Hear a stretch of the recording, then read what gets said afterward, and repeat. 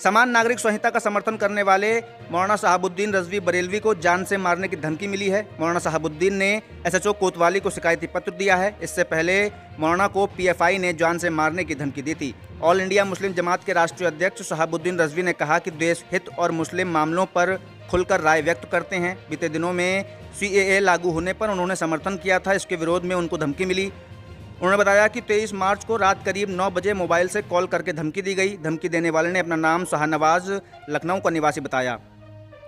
धमकाने वाले व्यक्ति ने कहा कि तुम मुसलमानों के नेता बनते हो, भाजपा की हिमायत में बात करते हो, सीएए कानून का समर्थन करते हो, समाजवादी पार्टी का विरोध करते हो। मौलाना शहाबुद्दीन ने फ़ोन करने वाले व्यक्ति को समझाया कि सीएए कानून देश के हित में है और भारतीय मुसलमानों से इसका कोई भी लेना देना नहीं है। इसके बाद दोबारा उनको करीब 9:30 बजे फ़ोन किया और गालियां देने लगा। साथ ही जान से मारने की धमकी दी। धमकाते हुए कहा कि अगर दोबारा से बयानबाजी की तो बरेली से उठवा लूंगा, मेरी पहुंच अंडरवर्ल्ड तक है। इसके अलावा ईमेल आईडी से एक धमकी भरा मैसेज भी भेजा गया है। मौलाना शहाबुद्दीन ने कहा कि वो डरेंगे नहीं और विरोध करना जारी रखेंगे। मौलाना शहाबुद्दीन ने पुलिस प्रशासन से कहा कि आरोपित पर कार्रवाई की जाए और मुझे सुरक्षा दी जाए। जी मौलाना साहब बताइए कि किस तरह से धमकी आपको मिली? आज प्रेस वार्ता आपने बुलाई है, किस तरह से आपको जान से मारने की धमकी दी गई है, पूरी बात बताइएगा। देखिए 23 तारीख की बात है, रात में इशा की नमाज़ पढ़ कर के मैं फ़ारिग हुआ था कि 9:15 बजे के आसपास में पहला फ़ोन आता है और वो अपने आप को अपना नाम शहनवाज बताता है और यह भी कहता है कि मैं समाजवादी पार्टी से जुड़ा हुआ हूँ। मुझसे पूछता है कि आप किस पार्टी से जुड़े हुए हैं। मैंने कहा कि मैं मजहबी और सामाजिक आदमी हूँ और मैं किसी भी पॉलिटिकल पार्टी से जुड़ा हुआ नहीं हूँ।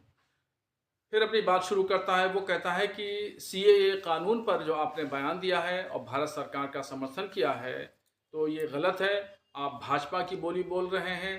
फिर उसके बाद में दूसरी बात ये कहता है कि समाजवादी पार्टी की आप मुखालफत क्यों कर रहे हैं और आपको मुखालफत नहीं करना चाहिए। ये बात उसने कही और उसकी बात में तलखी झलक रही थी, मगर उसमें बहुत ज़्यादा कुछ ऐसा नहीं कहा। फिर फ़ोन काट दिया। थोड़ी देर के बाद में 9:21 पर फिर दूसरा फ़ोन आता है और फ़ोन जैसे मैंने रिसीव किया और तुरंत ही वो गाली गलौज पर आमादा हो गया और जान से मारने की धमकी देने लगा और काट दूंगा, ये कर दूंगा, मेरा अंडरवर्ल्ड से मेरा संबंध है और तू बाहर निकलता है, तुझे मैं उठवा लूँगा। इस तरीके से वो बात करता रहा। फिर उसके बाद में मैंने समझाने की कोशिश की मगर वो नहीं समझा और फ़ोन कट गया। फिर उसने मुझे मेरे मेल आईडी पर अपने मेल आईडी से जान से मारने की धमकी दी और मैसेज किया। तो दरअसल मेन बात यह है कि मैं हमेशा देश हित में बात करता हूँ और देश की तरक्की, देश की उत्थान की बात करता हूँ।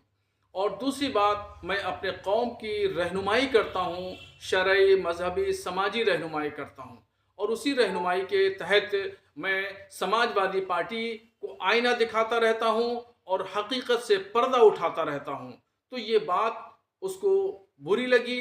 और दूसरी बात, सीएए का कानून भारत सरकार ने जो बनाया है और उसमें सीधे सीधे तौर पर मैंने कहा था कि इससे भारतीय मुसलमानों का कोई लेना देना नहीं है। ये उन लोगों के लिए है जो अफ़गानिस्तान, पाकिस्तान, बांग्लादेश से आए हैं, सालों से हिंदुस्तान में रह रहे हैं, उनको शहरियत देने का ये काम करेगा। ये कानून किसी की शहरियत लेगा नहीं। तो ये बातें, ये सच्ची बातें, ये हक की बातें कट्टरपंथी विचारधारा के लोग और समाजवादी पार्टी के लोगों को बुरी लगी, इसलिए मुझे जान से मारने की धमकी दी गई है। मगर मैं बताना ये चाहता हूँ कि मैं अल्हम्दुलिल्लाह मैं इन गीदड़ भपकियों जैसी धमकियों से डरने वाला नहीं हूँ। मैं हक बात, सच्ची बात कहता रहूँगा और समाजवादी पार्टी अखिलेश यादव की उसको हकीकत से पर्दा उठाता रहूँगा और आईना दिखाता रहूँगा। चूँकि ये देश हमारा है, हमारे बुजुर्गों का है और हमारे बुजुर्गों ने हिंदू भाइयों के साथ मिल करके, शाना बशाना मिल करके भारत को आज़ाद कराया। तो इसकी तरक्की के लिए सोचना, देश हित के लिए काम करना ज़रूरी है और मैं देश हित के लिए काम करता रहूँगा और मैं अपनी कौम की हमेशा रहनुमाई करता रहूँगा। मेरी ज़ुबान पर और मेरे कलम पर कोई भी ताकत कमज़ोर नहीं कर सकती है, लगाम नहीं लगा सकती है, बंद नहीं कर सकती है। मैं हमेशा सच्चाई और हक की बात बिल्कुल दूध की आईने की तरह साफ और शफाफ के तौर पर मैं कहता रहूंगा और समाजवादी पार्टी को आईना दिखाऊंगा। इनके चेहरे से जो पर्दा पड़ा हुआ है मुस्लिम मुखालिफ का, उस पर्दे को नोच के मैं रख दूंगा। मैं डरने वाला नहीं हूं। क्या आपकी तरफ से कोई शिकायत भी की गई है पुलिस से? हाँ, मैंने इस सिलसिले में एसएसपी साहब से कई मरतबा संपर्क करने की कोशिश की, मगर उनसे संपर्क नहीं हो पाया है। मगर मैं अभी फ़िलहाल कोतवाली जा रहा हूँ, कोतवाली में शिकायत दर्ज कराऊंगा। उसके बाद एसएसपी साहब के यहाँ जाऊंगा और वहाँ भी मैं शिकायत दर्ज कराऊंगा और इसके खिलाफ कानूनी कार्रवाई करने की मैं दरख्वास्त दूंगा। और साथ ही पुलिस प्रशासन से मैं गुजारिश करूंगा कि मैं चूँकि बाहर जाता आता रहता हूँ, धार्मिक प्रोग्रामों पर रहता हूँ, तो इसलिए मेरी सुरक्षा की जाए और मेरे ख़ानदान के लोग इस मामले को लेकर के काफ़ी चिंतित हैं।